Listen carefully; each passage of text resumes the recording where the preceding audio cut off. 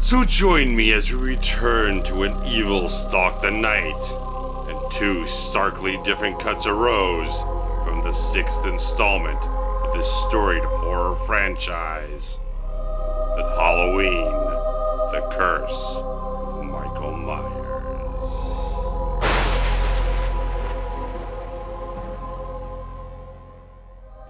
6 years ago, Michael Myers was believed to have perished in an assault on Haddonfield's police station, and his niece Jamie Lloyd went missing without a trace. In reality, Michael survived, and Jamie was abducted by a man in black, forced to eventually carry and give birth to Michael's child. In Jamie's attempt to escape the grasp of Michael and an apparent cult, she pleads for help over the airways of a live radio show, triggering a retired Dr. Loomis and obsessive Tommy Doyle into action. Tommy finds and takes care of the child, while Loomis, alongside colleague Dr. Wynn, attempt to unlock the secrets of Michael's evil. With a new family living in the old Myers house, Tommy and Loomis attempt to warn them of the danger at hand, but death has already begun to stalk them all. Amidst all this, Tommy Doyle reveals that the ancient power of Thorn could be the source of Michael's evil, and may hold the key to stopping him. Now the town that has banned Halloween will be reminded of the terror of Michael Myers, as startling truths bring a new depth of fear to the night he comes home.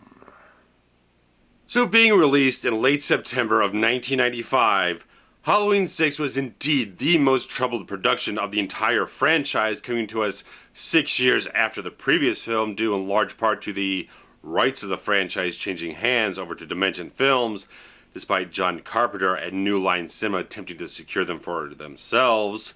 And the screenwriting duties on Halloween 6 ultimately landed in the hands of Daniel Farrands, who apparently wrote a much more moody and psychological script than what ultimately ended up on screen.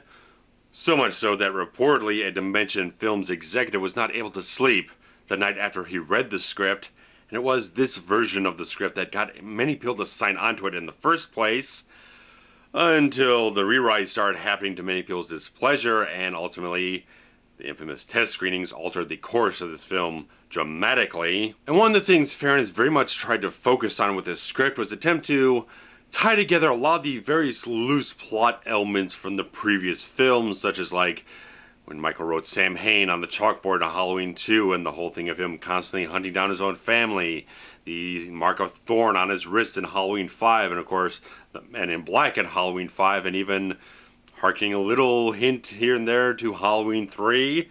With in Halloween 3 there was a character referenced by the name of Mrs. Blankenship, who is now of course the person who runs the boarding house that Tommy Doyle lives in.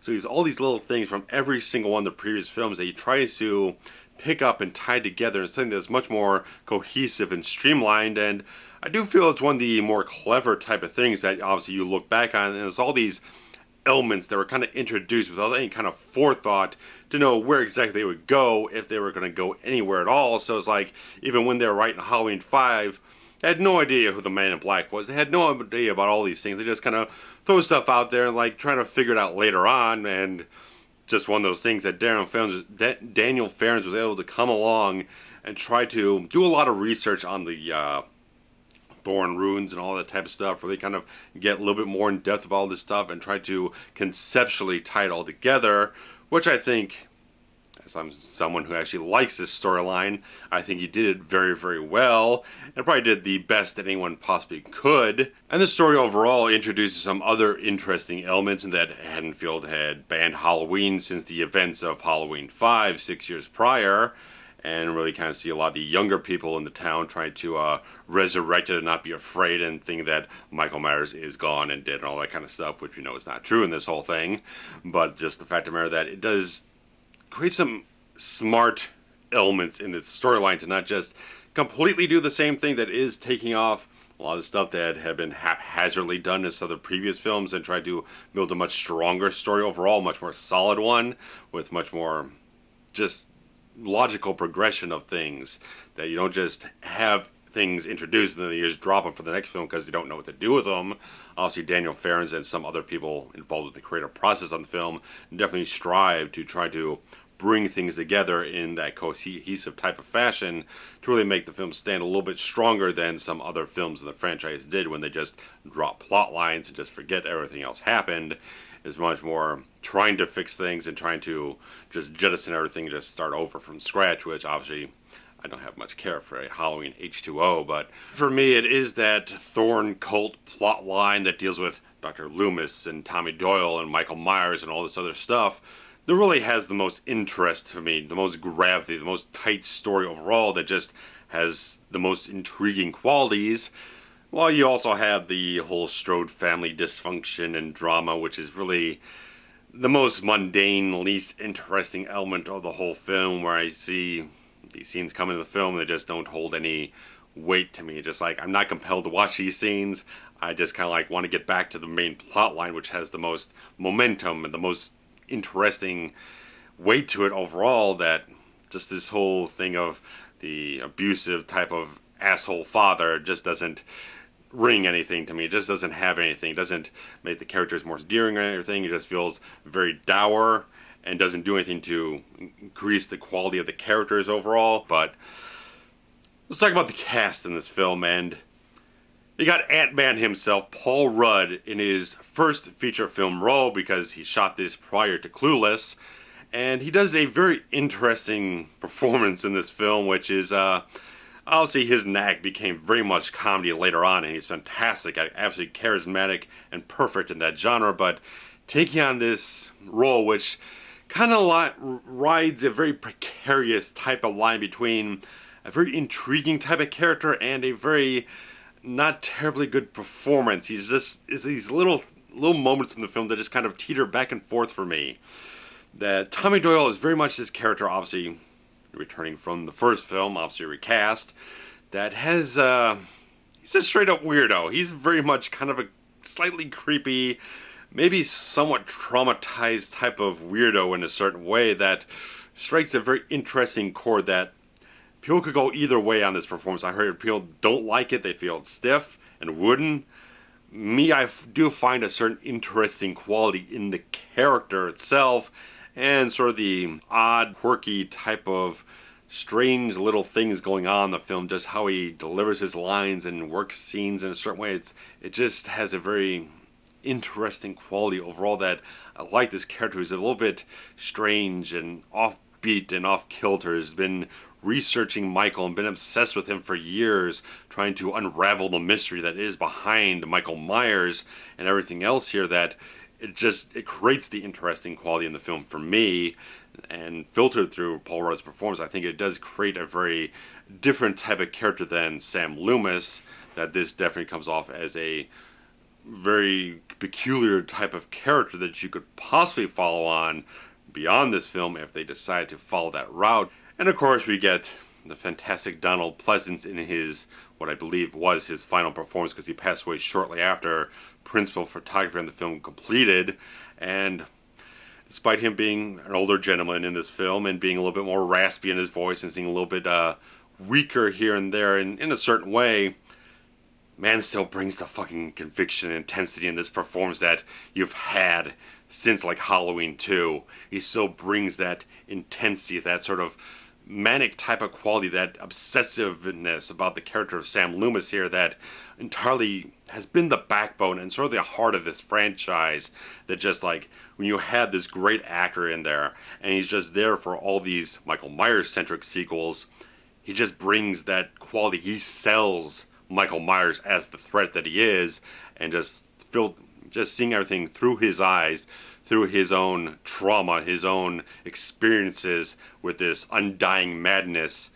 Donald Pleasance still does a very high standard, high quality performance that doesn't waver in any type of way, that definitely brings forth all the right qualities in this performance to still forge that connection with the audience, that he's not slacking off in any type of way, he's not letting his age get to affecting his performance. It sort of enhances it in a certain way, but it's just a really damn good performance that is a strong one to go out on when you actually see the full performance in the producer's cut of the film. But Acting opposite Donald Pleasance through most of the film is Mitch Ryan as the character of Dr. Wynn, who you might remember as the doctor he spoke with briefly in the very first film when he was exiting Smith's Grove. And Mitch Ryan is a good actor. That when you get him in something like Lethal Weapon and he's one of the big bad guys, solid. When you get him in Star Trek The Next Generation as Will Riker's father, solid actor. But it really hurts me now, after I realized it, after I heard about it in the commentary that Daniel Farrands and composer Alan Howarth did for the producer's cut of the film. Daniel Farrands originally wanted Christopher Lee for the character of Dr. Wynn in this film, and like living hell, I do not know why the hell they did not go and pursue Christopher Lee, because that would have been incredible. Because as good of an actor as Mitch Ryan is, he fits a very grounded type of character. That's very much his sensibility and his style of the film, that showing the beginning of the film when he's just perceived as just another doctor works fine. But once you get into the third act of the film and you see, well, at least in the third act of the producer's cut, you see him as this dark cult leader, it doesn't quite have the quality overall to sell the mystique, the sort of presence overall. If you had Christopher Lee there, the guy just brought presence wherever the hell he walked. And it just would have been fantastic if you had Christopher Lee in this film, who was actually considered and probably even approached for the Dr. Loomis character way back when John Carpenter was doing the first film. It would have been a masterstroke of brilliance. I think it would have done something so much more fantastic with this character of Dr. Wynn. It would have just elevated the character so much, because that's just Christopher Lee's forte. It would have been fantastic. But Mitch Ryan does a good performance that, again, holds up on a certain level through a certain point in the film, but once you get into more sort of mystical, cult type of aspects of it in the producer's cut, I don't think it holds up quite as strongly. It just doesn't feel like the right person in the right role that suits his talent overall. But the rest of the cast in the film is fine. They're fine performances. There's no real mark against any one of the performances, but whereas the characters or the performances themselves, there's nothing that becomes particularly engaging about the rest of the cast in this film, whether it's members of the Strode family or Carr's friends or whatnot, or whomever else. Doesn't really kind of either terribly engage you to be very endearing characters, or certainly Bradford English's performance of the film definitely makes him some guy that you absolutely fucking hate like hell, because he is such a unapologetic piece of shit in the film. But regardless of that, I just think you don't have really that endearing character like you've had in the previous Halloween films, where it was Jamie Lee Curtis or Danielle Harris in the film, which I'm getting to shortly here. But it doesn't have that one character that you just poured your heart out towards, really, that really kind of connected with, and just like you love these characters and have a lot of sentimentality for them. But of course, there was a major problem in this film, very much one of the major contentions from the fans of the whole franchise, that one, they ended up killing off the character of Jamie Lloyd in different fashions in different cuts of the film, but regardless of that, they decided to kill her off in this whole storyline and everything. But the larger point of contention was the fact that they recast the role of Jamie Lloyd from Danielle Harris to J.C. Brandy, and there was a big behind-the-scenes quarrel about Danielle Harris trying to get onto the film, and there was a whole lot of complications where she had to pour a couple $1,000s into a legal cost to be able to become an emancipated minor, to be able to do what they needed her to do in the film, and it became this whole logistical issue of all the bookkeepers and all the people who keep the numbers on the film, and ultimately deciding, well, we're just going to pay you scale. You're not a main bankable star on this thing. You're not someone that's important in the film. You're going to be paid a couple $100s a week. And just like she felt totally insulted by that, and she understood that the people doing these numbers really have no connection to the film project itself on a personal level. It's all business, but it just felt like there are so many hands tied with producers in the studio, a lot of bickering going back and forth, that almost a lot of people on the film just said got to ridiculous levels of just how stupidly fucking bickering and infighting there was on the film, that it's almost no surprise that even one of the beloved franchise stars of Halloween got screwed over, and ultimately just felt like I'd feel insulted when she saw the script. She wasn't entirely pleased with what they were doing in the whole thing, beyond just killing the character off. Obviously, the various other things that they ended up having with the Jamie's child and everything, which is, let's face facts, it's incestuous, and I don't know exactly why the idea was there to do that.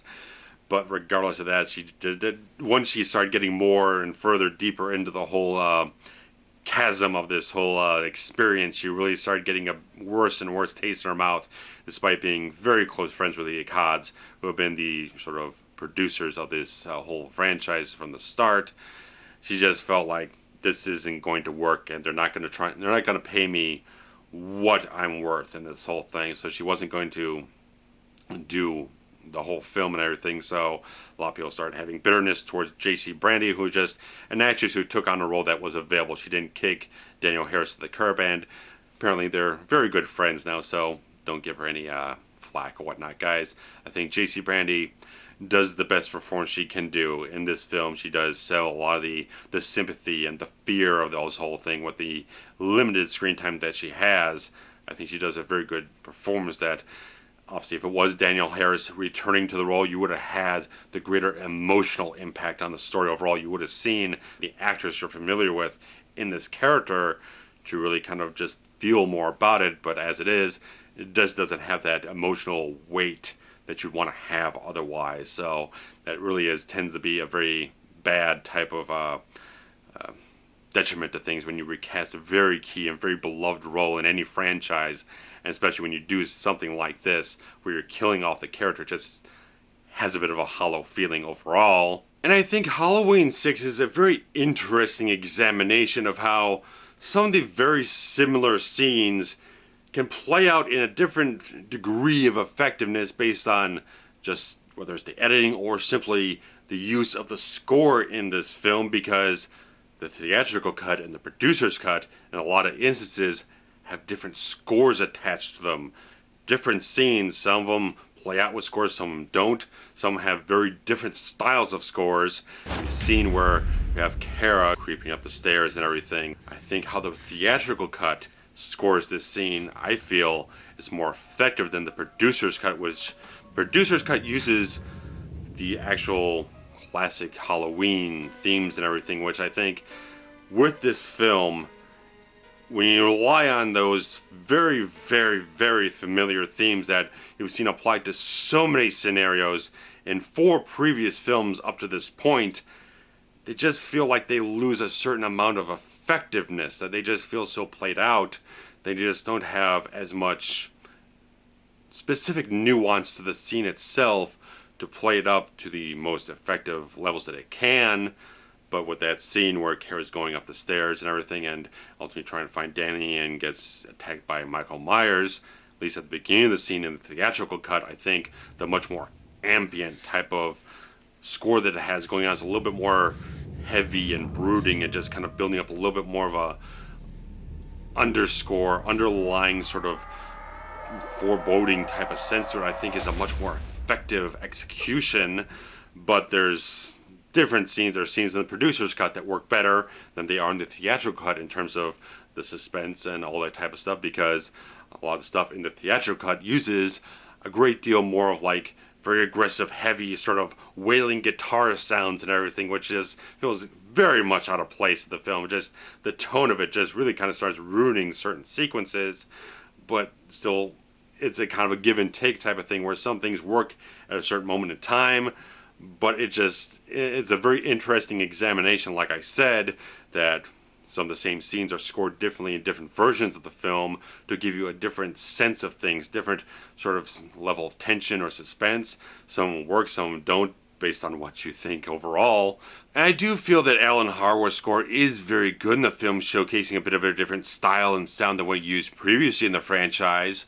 But one of the things that really does stand out very well in this film is its cinematography, because Halloween 6 employs a bit more of a harder, grittier type of style to its aesthetics that, much more than the previous 2 films, I think its visuals hold a lot more weight and showcase much more of a theatrical cinematic quality overall, with how scenes are just so beautifully lit, and a lot of the different camera movements just add more of a dramatic punch up to all the things that are going on throughout this narrative. It even has a little bit of a gothic type of feel to it overall, with a very distinct sense of color as well, with these sort of classic Halloween blue tinge and some very seasonal type of colors that give it a very heavy, brooding type of sense, along with Alan Howarth's score, which uses a lot of organ type of music to kind of harken back to a bit more of a classic style of horror film, like a Phantom of the Opera or whatnot.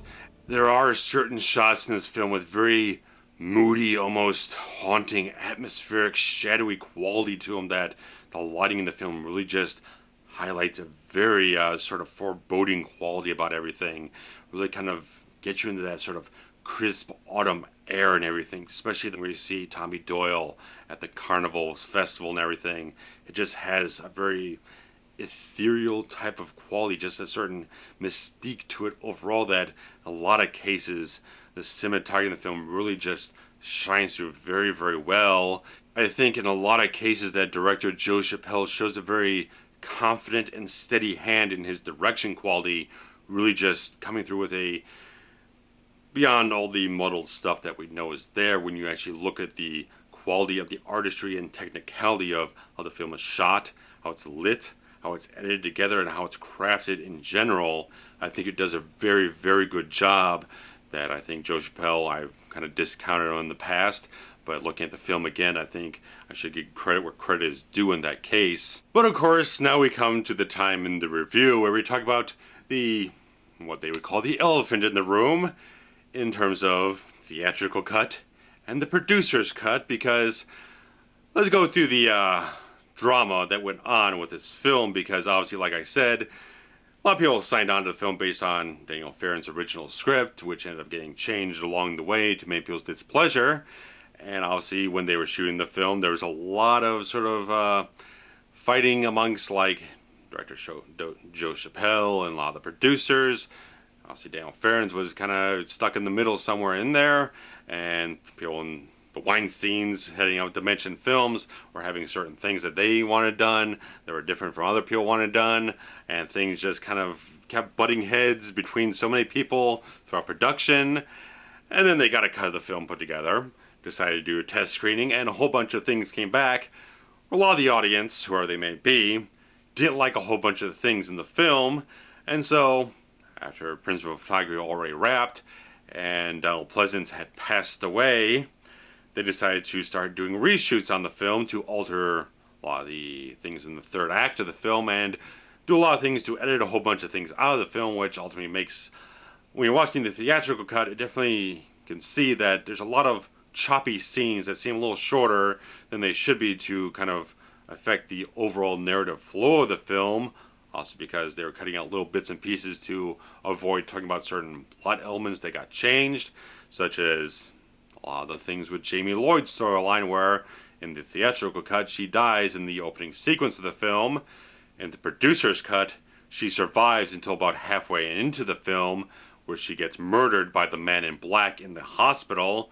So she is alive through a good portion of the film in sort of a unresponsive state.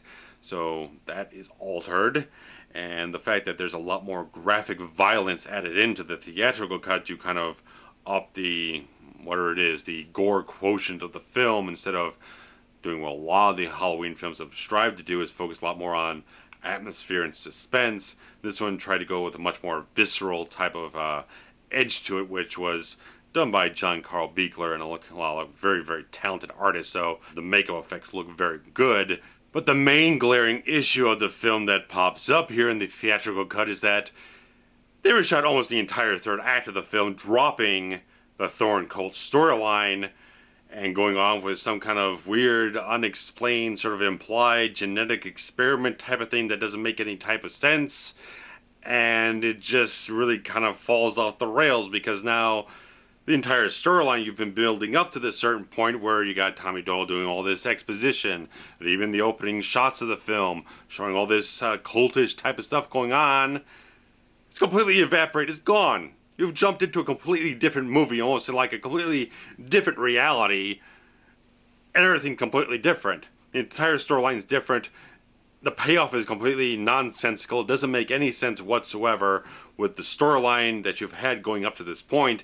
It veers off in a completely different direction that doesn't get explained in any of the dialogue that they shot new for it, because obviously really the only exposition you could have gotten was between Loomis and Wynn, but you can't reshoot any of Donald Pleasance's side of the scene because, again, sadly he had passed away, so they had to reforge new dialogue for the character of Dr. Wynn to work with the few little bits and pieces they had for Donald Pleasance on the other side of the scene, so everything just comes together as a very sloppy, choppy type of mess in that third act, even though, I mean, there might be a few little scenes that work on a certain effective level of just a horror sense, but in a story sense, in a logical type of sense, no way in hell does any of it feel cohesive. Does it feel like anything is flowing from anything that happened before? It's way off the mark. And it's just the fact that even the tone of this new third act that they shot feels very different. I mean, a lot of the cinematography feels different, especially when they get into Tommy and Kara's final confrontation with Michael. The lighting looks a lot more grandiose, a lot more overly theatrical. The saturation, various things just don't seem and feel like the exact same movie. It wasn't made by these same people, wasn't shot the same, wasn't quite directed the same. Some of the editing certainly has been changed from the producer's cut, where they have a lot more, even from the very beginning of the film, a lot more quick flash cut type of stuff, to just kind of a poor type of execution of showing some shocking and startling type of stuff there at the beginning of the film, and also when Tommy's beating on Michael Myers at the end of the thing. Just everything just feels a lot more jarring. It definitely feels very distinctly different in a lot of different ways, between obviously the plot and just the visuals and tone overall. Just, again, you get a lot of that wailing whammy guitar stuff going into it, which it just doesn't feel quite the same as everything you've had before, even if some, like I said, some of the sequences might be kind of okay and might feel like there's a little bit more of a maybe visceral payoff than there is in the producer's cut, because producer's cut definitely has a much more sort of downbeat, sort of haunting ending to it that doesn't give a lot of visceral type of satisfaction in a certain way. There's not really kind of a physical confrontation. It's more of a ideological type of conceptual type of confrontation, where you got Tommy spreading the runes around to try and cancel out Michael's thorn curse rune power and everything. It's kind of weird and everything, but in regards to that, is a distinct difference that the theatrical is going much more for the visceral type of stuff, between the gore and some of the more jump scares that it throws in the film. Again, the more aggressive score that it employs at certain points in time, where the producer's cut is going a little bit more subtle. It's going a little bit more, like I said, ideological in certain places, that it's kind of following through on the ideas and the concepts that is introduced throughout the entire narrative of the film, and try to just capitalize and sort of tie off those types of ideas, try to culminate them in a certain way, while still leaving a definite door open at the end of the producer's cut to kind of say, this is going to lead into something more, which obviously would not happen. But just the fact that, and once you get into that third act, you can definitely tell in the theatrical cut it is a very immediate, disjointed feel overall. Definitely feel in so many ways, and even they got a different person to portray Michael Myers in the reshoots. Instead of George P. Wilbur, they got a Michael Lerner, who had a much more slender build than Wilbur had in the film. So there's a lot of things that just start showing the obviousness that something had been tampered here before anyone probably even knew there was a producer's cut. Attentive enough people would probably be able to pick up on things that just didn't seem right. Obviously, the narrative going way off track and just flying off the rails, this is probably evidence enough. And even producers Michalak and Paul Freeman, and of course Daniel Farrands, still don't think the producer's cut was the final version of what they would have gone with, but it's as close as they could, because they obviously got stopped dead in their tracks of actually progressing to refining the film overall when everything went to shit after the test screenings. And again, the studio started screwing with things, and director Joe Chapelle wanted something different than what the producers wanted, so things just turned into a big mess. And even, like, I don't believe Paul Rudd really had any desire to return to the franchise because of the really bad experience of dealing with all this crap on this film. Really had no interest in coming back and doing anything more with these people because it was just such a clusterfuck. And a lot of people, indeed, on the film certainly probably did have good experiences with their co-stars and everything, but the general experience was very trying and very dramatic, and just probably frayed nerves all over the place trying to deal with this whole thing where everyone's got a different idea of where things can go, and no one, the people who wanted to steer in the right direction, don't have enough clout to be able to do it because the studio isn't behind them on it. So it's like, it's a big fat fucking mess that even though it had a $5 million budget and got back $15 million at the box office, it's still like, whatever the case, studio, whatever the case, just decide we're going to not even follow this film up directly. We're just going to, when they did in 1998, Halloween H2, decided we're jettisoning all this crap from Halloween 4, 5, and 6, and going right back to number 2 and a direct sequel from that, and discount all the continuity we built up to this point, because the theatrical that they put out obviously was very poorly received because, again, ultimately didn't make any damn sense. So it's one of those things, like, if they'd released the producer's cut, I don't know if it would have gone over better with people. I mean, obviously it is a more logical flowing narrative that would have at least followed up and followed through on its ideas to be less of a mess of film. But it's just the fact that a lot of people just don't like the Thorn cult storyline. They just like, right back to the first film, just Michael Myers is a blank emotionless madman going around stalking people in the most casual type of way possible. They don't want anything further beyond that. That's fine. If that's what you want from a Halloween film and Michael Myers and everything, if you just want the base, simplest concept possible, perfectly fine. No problem whatsoever for me. If that's what you like, that's what you like. But I kind of like an origin story in a certain way that I kind of, depending on how well they're done, I think they can be very interesting concepts if you address things right and you don't dilute the concept too much.